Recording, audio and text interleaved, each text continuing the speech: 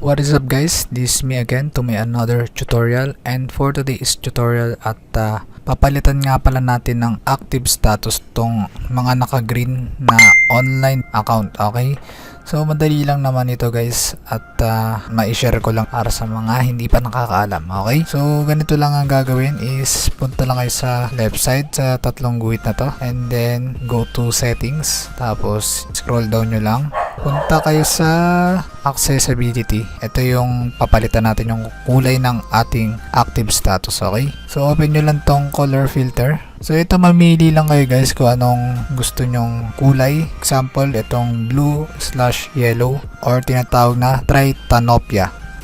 So ayan, nagiba yung kulay niya. Ito yung tinatawag na Tritanopia. Okay, next naman, which is yung itong Redweek Protanopia. Okay, so naging gray naman yung kulay niya, no? And next one, which is yung Greenweek Deuteranopia.